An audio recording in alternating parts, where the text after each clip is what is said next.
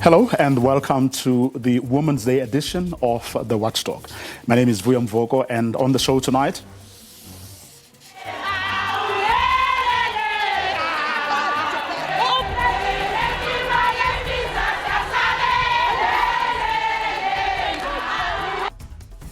today, of course, marks Women's Day, and on the show, we will be joined by Patsy Ali, a board member of Gender Dynamics, Anelem Da, who is a motivational speaker and social activist, as well as Yolanda Janji, who is an activist and founder of Amabali Way 2. They'll be reflecting on their lived experiences as women in South Africa, 66 years after that iconic march to the Union buildings. The Watchdog begins now.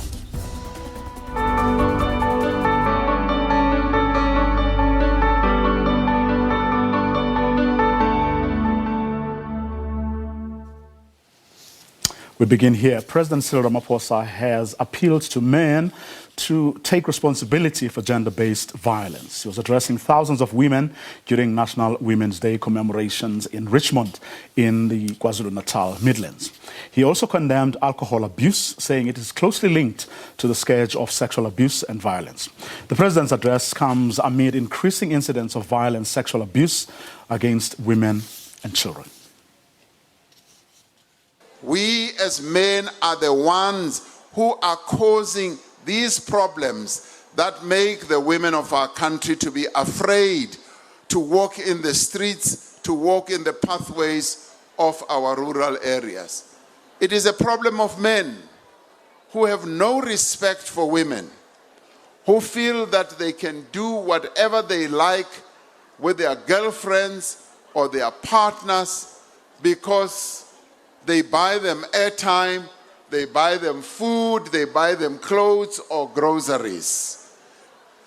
It is a problem of men who lack the maturity to accept the end of a relationship and hunt down their ex-wives or ex-girlfriends and even kill them in the process. It is a problem of men who think that culture, custom and religion empowers them to hit their wives, their sisters, their daughters, and some of them to even hit their own mothers, and by so doing deprive them of their rights. It is a problem of men who hold positions of influence and authority. And I heard the young lady here was saying that abanye who hold positions of authority, uma umuntu wesifazane ufana ukuthi advance, they demand sex, they demand favors because they happen to hold a position of authority. And this must come to an end. Taking advantage of women must come to an end. Here in Richmond, like in many places around the country, sexual assaults and other violent crimes are connected to alcohol abuse, and many take place in or around places where alcohol is sold. It takes place ematavenini, emashepinini, and that is where all these assaults happen. This is not the South Africa for which the women of 1956 marched. EFF leader Julius Malema has called on communities to stand up and defend women. He addressed residents of Matatiele in the Eastern Cape as part of the National Women's Day celebrations. Malema says women experience challenges that need everyone to stand up and protect them. More and more women are becoming targets of violent behavior. In rural areas, the elderly are often targeted, accused of practicing witchcraft. Residents here want the government to do more to protect them. They tell us to go to the police. We go there. And the police tell us we know the suspects because they are our children. I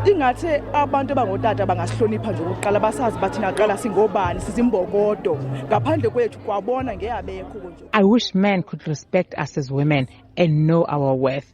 We are the rock. Without us, they wouldn't be here. Before the police can protect us, men must first protect us. If men don't respect us, this country will not go anywhere.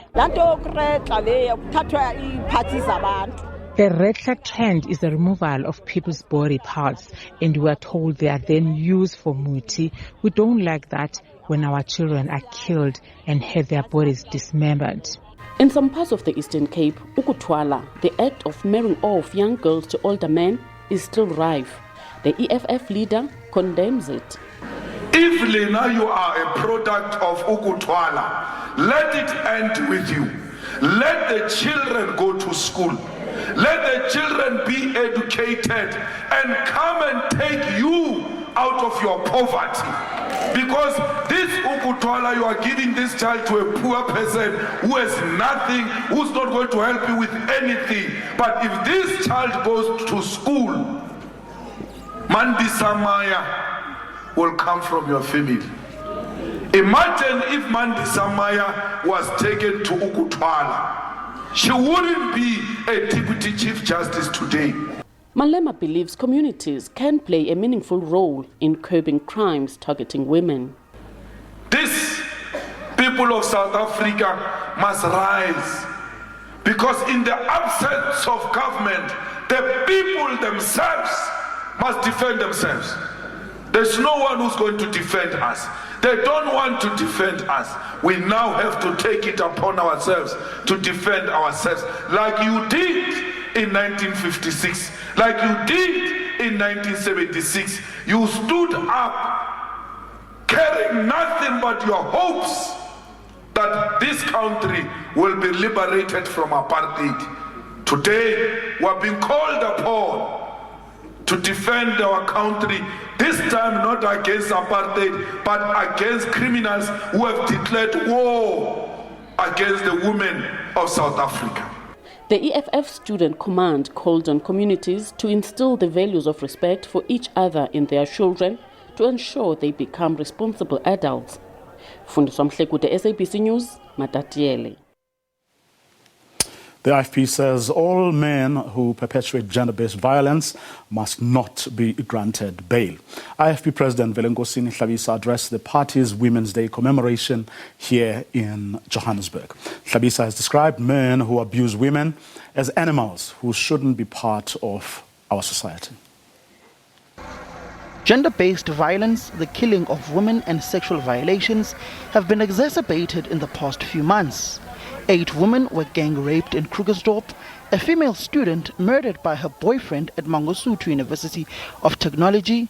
Women on a daily basis are facing brutality at the hands of men. IFP Women's Brigade Chairperson Princess Phumzile Buthelezi says women are at great risk and danger because of men. We as women in this country, in South Africa, are at incredible risk due to the scourge of GBV. As the IFP Women's Brigade, we are calling upon government to do more to eradicate GBV. We are aware that in 2021, the private sector pledged at least 70 million to launch a GBV response fund. Where are those funds? We don't know.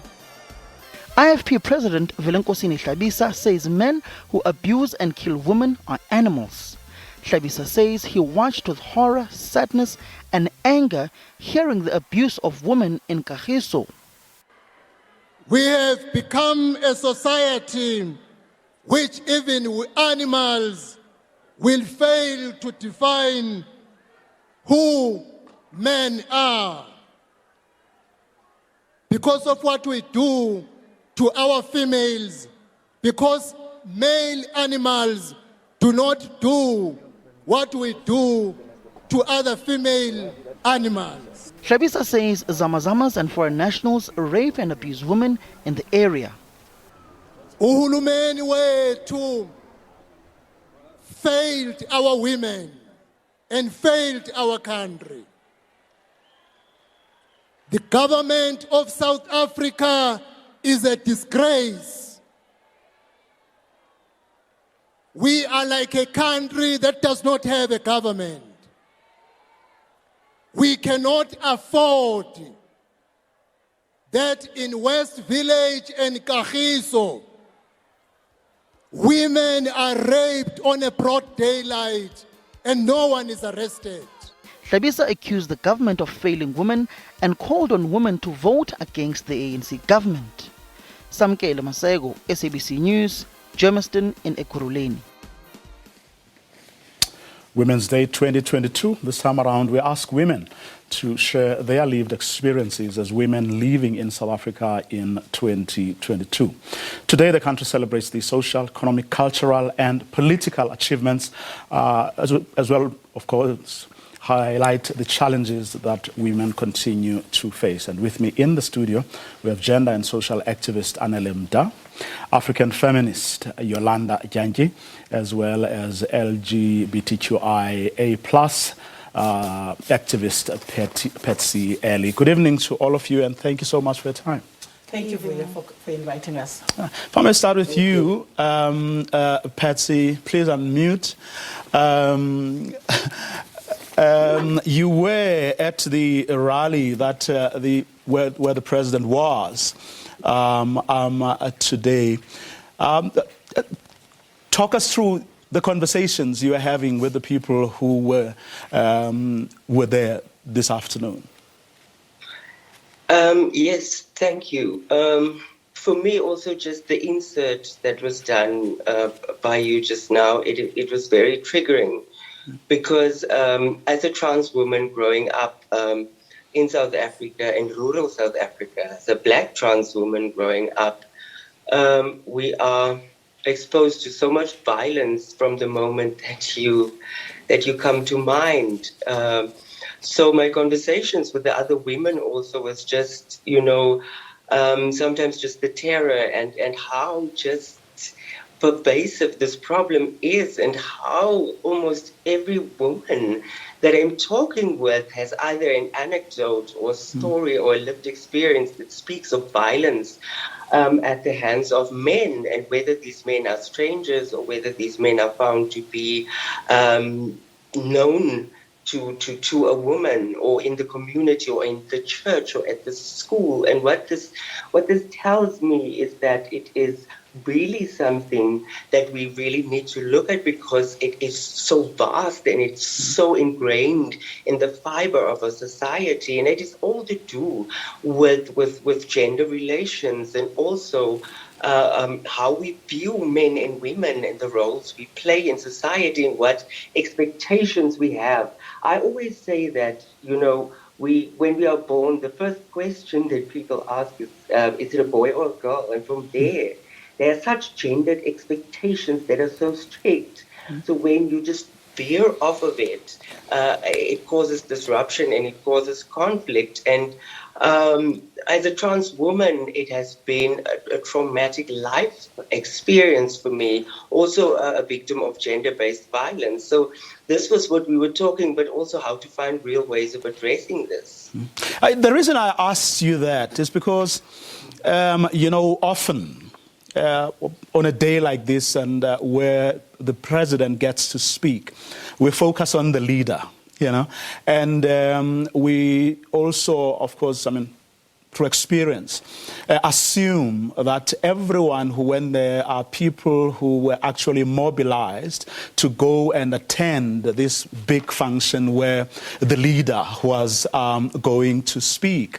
And often we don't talk to those people who would have come to that gathering to share their experiences, or to talk to people who share the kinds of experiences that you have just spoken about. That's why I thought it was important to start there. Anyone, from the conversations you had today, who came, to just be among people they thought they would listen to or share experiences with?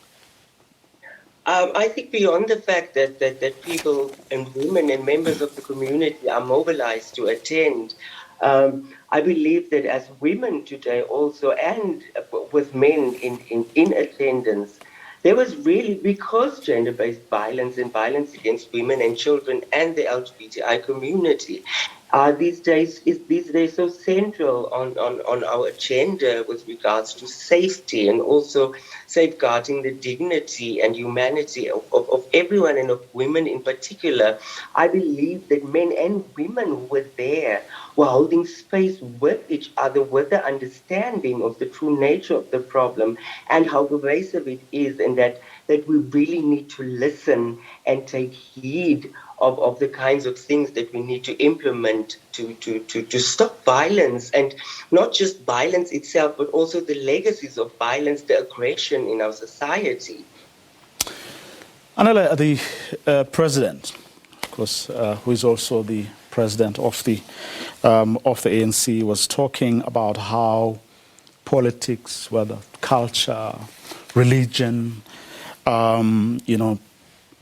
people in positions of power, people in positions of authority. And I know that one of the things you feel particularly strongly about is the tokenism we see. And the reason I started with the president and made the point that he's also the president of the ANC is because throughout there have been conversations about women, and the fact that they are not able to rise to positions of power, to positions of authority. You look around now, the slates that are doing the rounds about who should rise or who should become president of the ANC. You look at how the various provincial conferences have gone, where you find that, there'll be one woman, at the most two, and assuming positions of deputies, to the men who are first in line. And that cuts across every other political party you go to. Women are going through the very same experience. It's funny that you raise that, Vuyo, because one of the things that is critically out there, even for a blind to see, is that women have been rendered a vital voice when it matters to coming on the table for main issues. And the question, therefore, begins from me, from the point that says, at what point do women realize that, especially in the political spectrum, realize that the emerging of men in these structures fully is only capable and able to be realized only when women support them? Without these women crisscrossing the country, the length and breadth of different areas and different provinces, campaigning and factionally, tussling with each other over positions that they want to support men to. They put themselves at the back. But you know what that is? It's a symptomatic product of how much patriarchy unites men. There isn't an inch of disagreement between men where patriarchy stands in.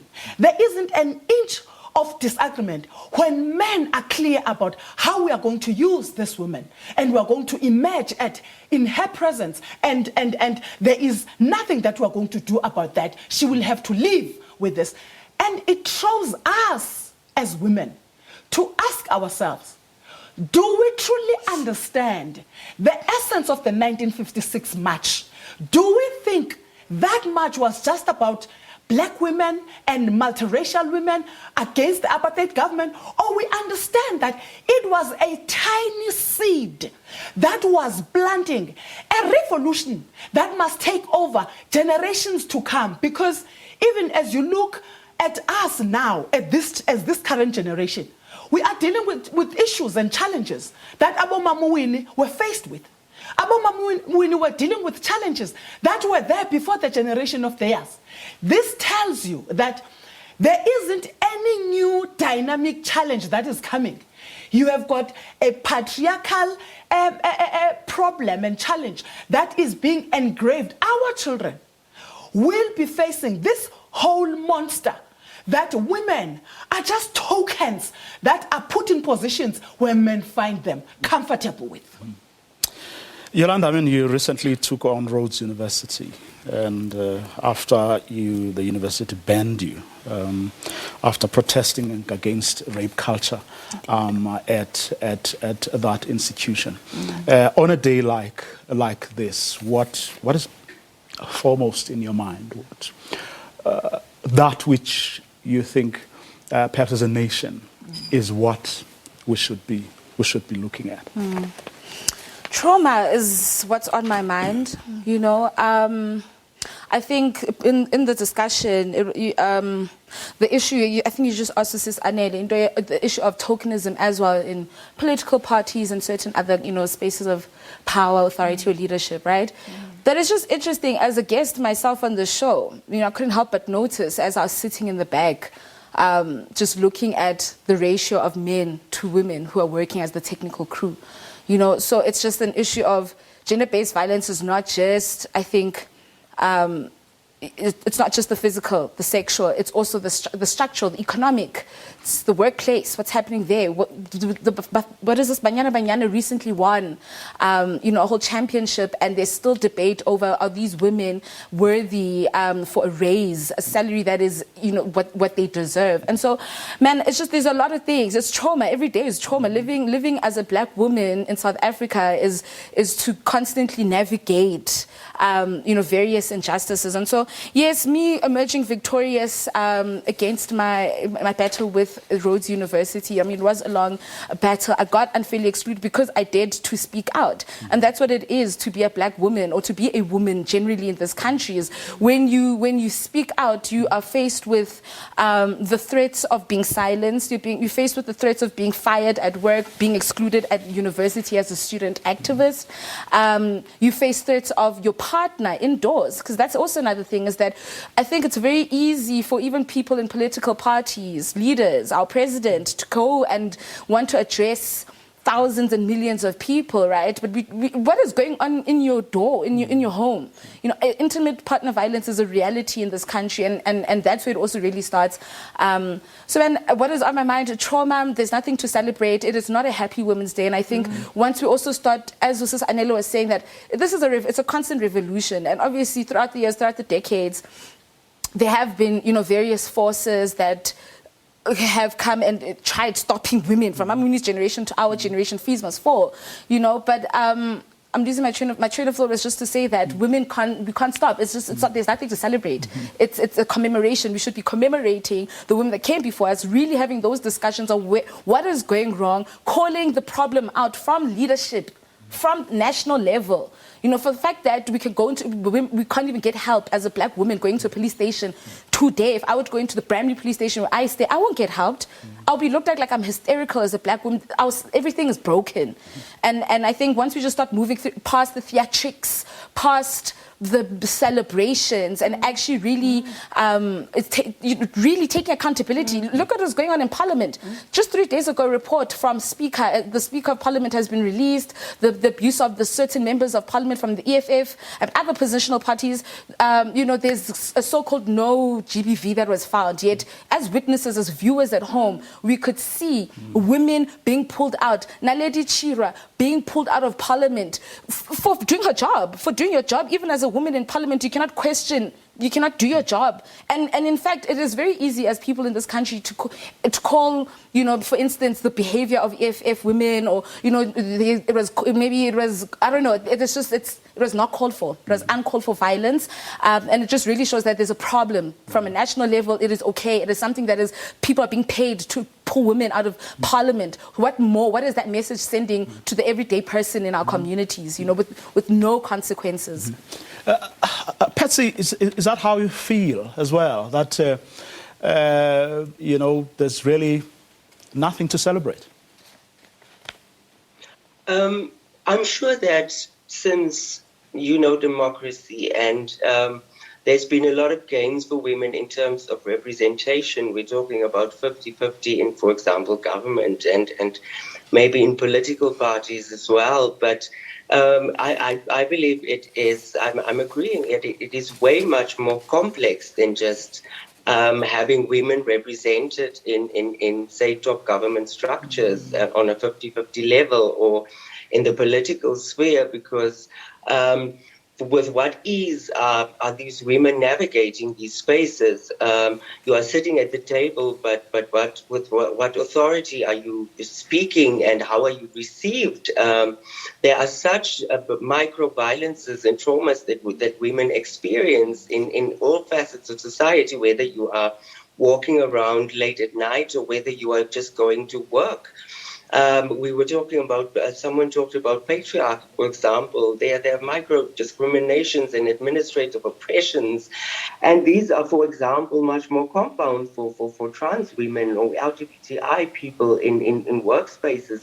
Even just when you go for help-seeking behavior, if you want to register as an unemployed work seeker, if you want to go get healthcare or access to gender-affirming healthcare, any space where there's a service rendered, there are possible elements of micro-violences and even secondary victimizations you may experience. So while we can celebrate the fact that we have come very far, I do not believe that we have reached anywhere close to a space where men and women are interacting not just on an equal level, but respectfully. So in a space where we honor with grace what we mean to this country as a diverse society. So not exactly there. Yeah, Anela, I mean, I'm thinking of the example that Yolanda cited, yes. The report that just came out, you know, basically the finding that, you know, no one was harassed in Parliament in spite of, as you pointed out, of what we saw. What is it about our political system? You know, I'm not saying someone like Nosvio Mapisa Ngagula should be the one and the only one championing, you know, the cause, but you would have thought that someone like her or in her position would really use that power and authority. Remember where we started, quoting from the president, how people who are in positions of power and authority abuse, yes. you know, those positions. In a situation like that, where someone in a position of power and authority, but who happens not to be, you know, a man, sort of allows, you know, things like what happened to actually happen. Well, I can only guess that it's probably or only because a rival, you know, a political party was involved. So it's okay to turn a blind eye.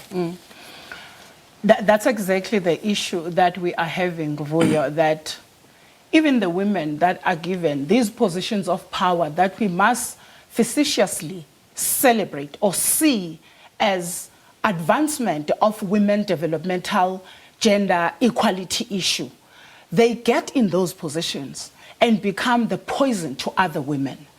One thing about being a leader who is truly committed in dealing with issues of the challenges of women that one will have to do is to be unashamedly truthful, even when it is difficult to stand in your truth. Okay. One thing and one thing only that one would have expected from the speaker is to at least rescue herself from the shame that we saw. It's out there in the open, for crying out loud. Leave out the face of the person. Leave out the party that they belong to. Come to the center. Recognize the ability of the fact that here you are dealing with a woman who was physically manhandled, thrown on the floor. You might not even know whether you are dealing with someone who's pregnant. I'm just making a hypothetical point. But the manner in which those women were handled, it had no compassion in it.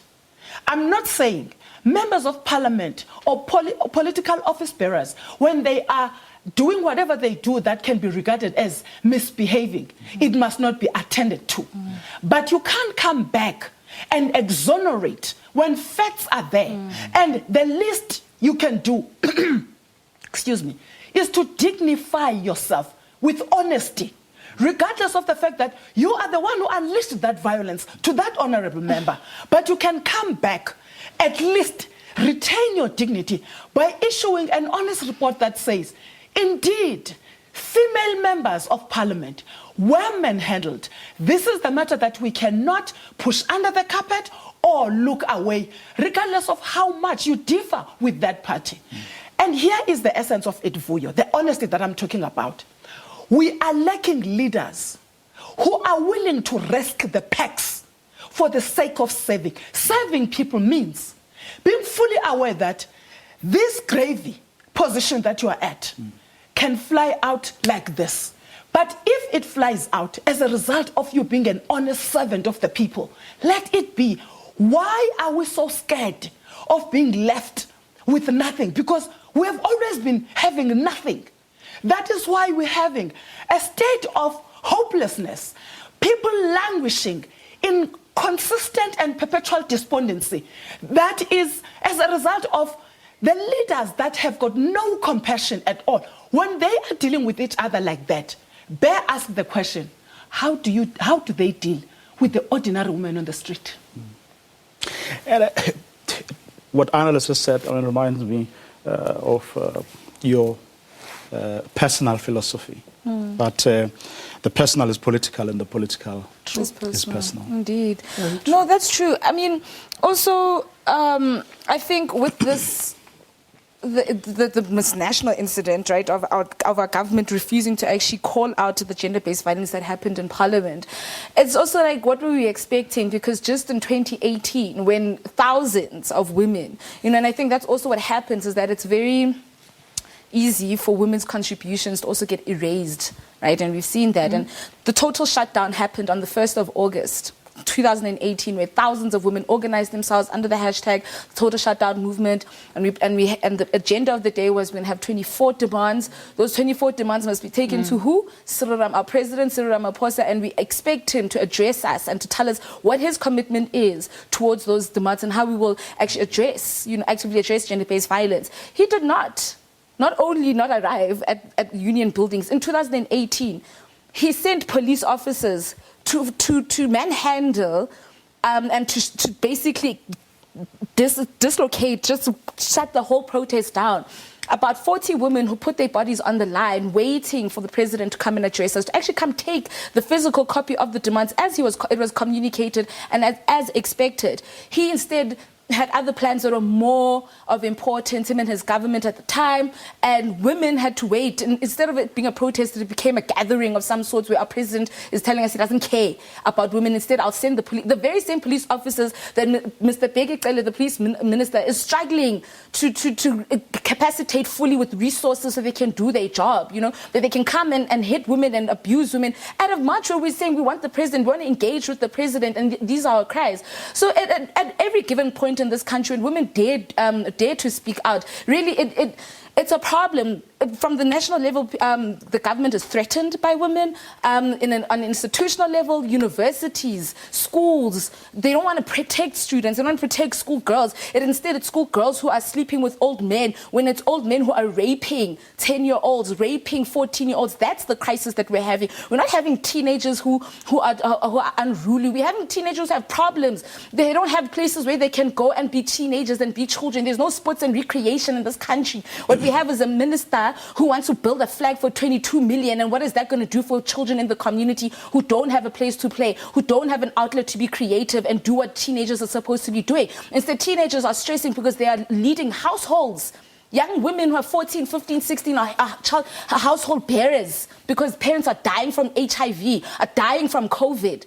So we're in a plethora of crises in this country, which all amount to the rise and the continual rise of gender-based violence. And at the end of the day, look, I was one of the fortunate people, even from a student level, to have the support and the solidarity that I had through the resources, because that's another thing. We need to be frank. We need to be honest. Fighting gender-based violence means we need money to fight gender-based violence. We need lawyers who are willing to take on these cases and ensure that there is justice that is served. We need it's a thing, and there's no money. There's no money for an ordinary ordinary citizen to go into the court. Yes, they claim the court is for free, the court is for everybody, but it requires money. To get a good lawyer like Dalimpof, to get a good lawyer like Maya Tokenism, Zondo, and everybody who represents me at SERI all these years, those are hundreds and thousands of monies that I don't even have as a working class a black child, you understand? And so I was just fortunate. And I think going back to the personal is the political, is that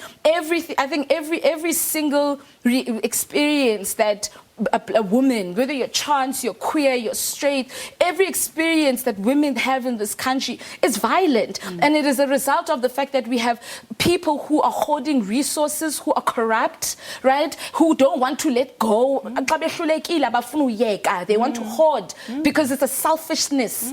It's a perversion even. You know, we cannot talk about kidnappings. We cannot talk about human trafficking. Who?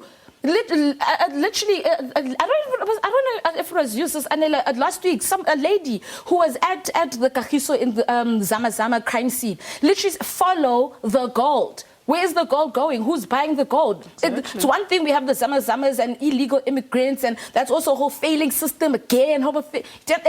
There's so many problems. Our country is crumbling. It's sad because black women constantly do the labor. African feminists do the labor. We do the intellectual labor. We have to think. We have to write. We have to speak our experiences. We have to fight to get finances so that our ideas can be funded, so that we can do the work that we actually care about. Because the men don't care about the work. The men care about being blessers. The men care about being blessers. That's it. They care about being criminals and rig leaders in this country. Okay. Question I'm going to ask next is, what is to be done? This conversation continues right after this short break. Remember, you can form part of this conversation. We'll put the Twitter handles on your screen just now. The Watchdog continues right after this.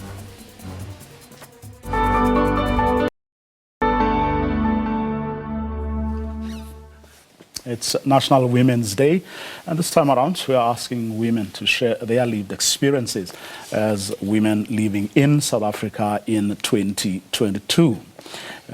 This, of course, as the country celebrates the social, economic, cultural, and political achievements, but also remind us of the challenges that South African women continue to face. With me in studio, we have gender and social activist Anele Mda.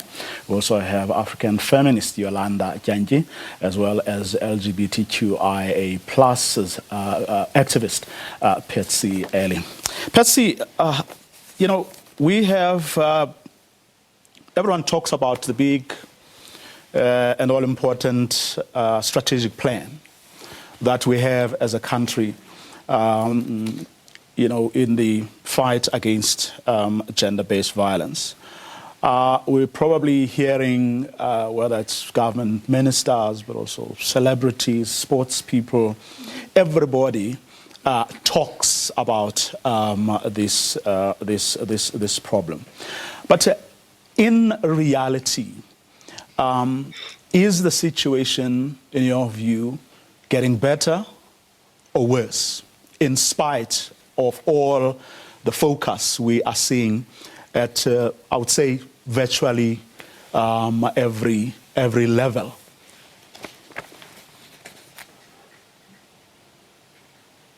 Yes, well, I think from my side, working in the LGBTQI sector, and as I said, as a trans woman, on different levels, we can say that. Okay, we seem to have a problem with Patsy's line. Hopefully, we'll try and redial and then see if the situation can improve. Anela, from where you sit, are things getting better or worse? Contextualizing things as getting better is really talking about a portion of 2% out of 10. That tells you that there is literally nothing worth being celebrated if we've not reached 50% in everything. Because to reach a point where you must say something is being done, You must be talking about the gigantic steps that are taken, the impactful footprints that are left, and the change that is happening and the paradigm shift that is taking place on the surface. But we must refuse to stand and celebrate a mere percent, whilst the bigger spectrum of challenges remain untouched. For me, the most critical thing, Vuyo, is that reflecting on days like Women's Day shouldn't be just about mentioning names because we want to associate those names with ourselves. Yet today, we are ashamed if we were to look at ourselves when compared to those people. You cannot, when you don't serve women problems in this country by providing resources, financial resources, by recognizing all the different spectrums of where challenges emanate from. But also, you refuse to attend to the most critical challenge that you, as people who hold power, you are the major contributors to all this catastrophic state of affairs that we are faced with in this country. When you are talking about issues of women in South Africa, you are talking about a state of issues that require a crisis management kind of response that will demonstrate by the responses that you bring that 1, you are timeless, 2, you are on a rescue mission, 3, you are willing to change the picture. The question that remains in us as women, where is the picture being changed? From what angle? Who is changing it? And for whom is the picture being changed? The answer to those is nothing is being done. Why do you want us to celebrate pieces of papers that are legislative prescripts that are created to just wash the face so we can say something is being done? You know, Vuyo, it is not nice. I'm a rural child. I come from a rural Eastern Cape. It is not nice all the time when I have to go home, even if I'm going for just 3 days. Commands. I am not going to be able to spend 2 hours at home. I must be attending to problems of community because when they see me in their head, there is some light that we can get from her. Who am I? I am an ordinary woman like them, but I cannot whisk them away when they require leadership from even ordinary people like Abo Anele. This is the state of how far the people of South Africa, let alone women, have been left to fend for themselves. We cannot, year after year, Vuyo, be speaking about this dilapidating house that no one is attending to. If there is a shortage of intellectual capacity, we are available. We are the children of this country. We will lay our bodies down and die for this country. All we want is leadership that is willing to change. All we want is the picture that says we are dealing with human beings. Let we try to treat them the way if things were turned. We would love to see the same service that we give them, receiving it for ourselves. It is important. We are shaping a girl child for the next generation. What must we look at when we are looking at the picture of the current generation? It's appalling. Is that how you also feel, Ella? No, I'm captured. You know, I definitely share the same sentiments. Really, there really is nothing to celebrate. We have the National Strategic Plan, which is meant to address, policy framework, which is meant to address GBV, it's rising GBV in South Africa. There's a conference, another conference since 2018. What are we going to do at the conference? We're going to have an opportunity to speak or to cry to the president. He doesn't know our cries. He sees our cries every day. Like, what's the action plan? Where is the money? Tell us tangible things. How are you going to fund the fight? When we have our finance minister making budget cuts, there's been budget cuts year after year for the past 3 years, and the austerity levels are rising. Cost of living is rising. These are actual things that contribute to gender-based violence. There's no water. Black women who are looking after children, the men are gone. We don't know if the men are even there. The women taking care of children and the households, there's no water.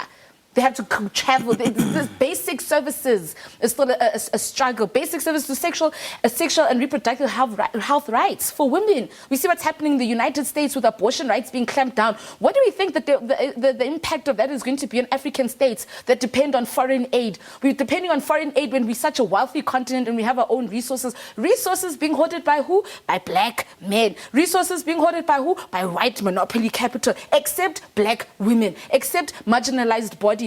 Disabled people. We are on the peripheries, and it's just right now my work is just really focused on ensuring that whatever little or big contribution I can do, and the people that I work with and stand in solidarity with, the various movements and organizations, it was really to write my story into existence, write our experiences write the knowledge, institutional knowledges that we carry.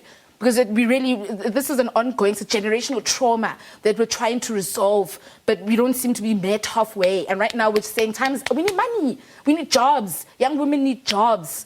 That's what we need. We need people graduating. So really, nothing has changed. Nothing is changing. There's nothing to be happy about. I think calls for deep reflection. If anything, we should have shut down this country from that saga of the 8 women being raped by 100 men. That called for a whole shutdown of this country and start afresh. What is going on? We know what's going on, but it's time to actually act. And that's just it.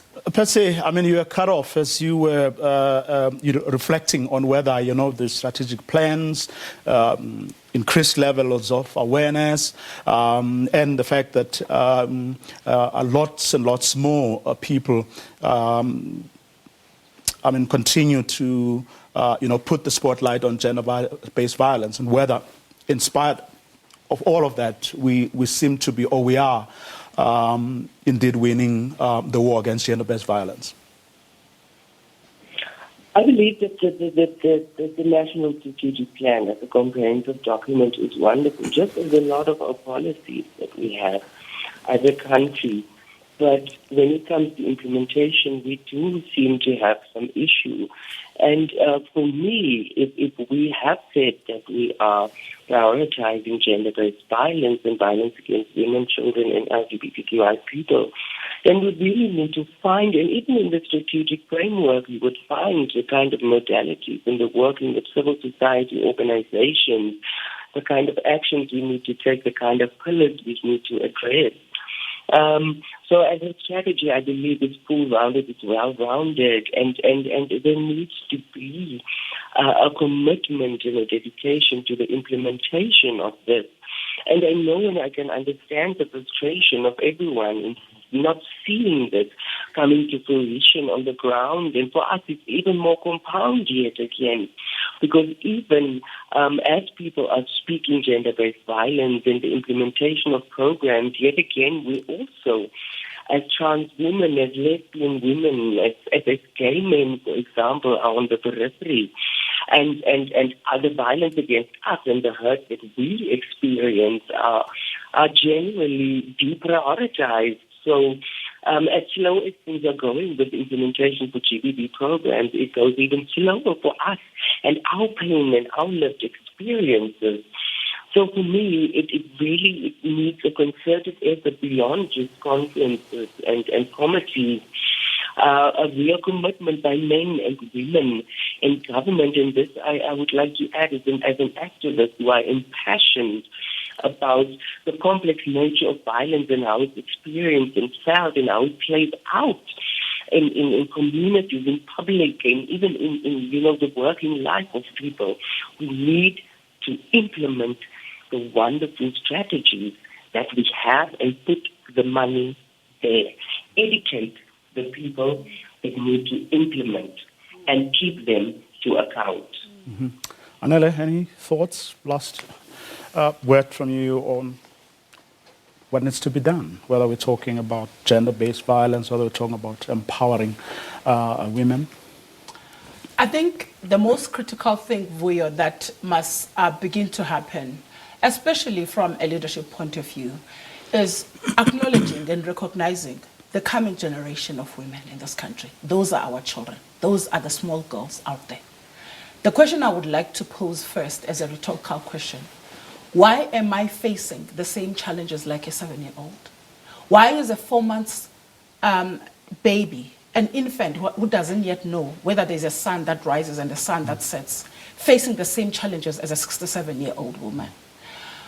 And on top of that rhetorical question, I would love to deal with the issue of the systematical exclusion of women, and that done in a very thuggish way, where if you are in civil society and you are speaking these uncomfortable truths, you get brought in the circle where you are kept in resources, and you by default, you detach and de-associate yourself from a very genuine cause that you were pursuing. Once that happens, and we are not alive to it, it demonstrates that some amongst us are not in this space of being the voices of the voiceless, genuinely. We are using the very unpalatable pain of the people to connect ourselves. We are not willing to push up to a point where no one is able to act as though they can hear us when they can hear us. So for me, my last words is that this is our country, our pride, our beginning and the end. We've got nowhere else to go. The future of our children is this beautiful land. Our own graves will be dug in this country. Our families are lying in the furrows in this country. Can we start now to craft a South Africa where no child, no girl child, will not worry about dying from cancer, will not worry about dying from TB, but will worry about what is utata, umalume, utata omncinci, ubhuti will do to me? Last word, no? No, my last words really, I don't have any last words, to be honest. It's just the country needs to do better. You know, I really hope the next elections, maybe we also start making better decisions, you know, as a society, as a nation. I think that's number one. We need to really start being intentional on conscientizing ourselves, I think, you know, and with the various resources that are out there, how can we create alternative communities, alternative economies as well, because capitalism is not working. But I think also at the core of it, indeed, this is our land. We need to fight for it. And yeah, we need the land. Let me thank all of you for coming through and being part of this conversation. And may these conversations indeed continue. And that's our show for tonight. To join us again tomorrow night, same time. Good night.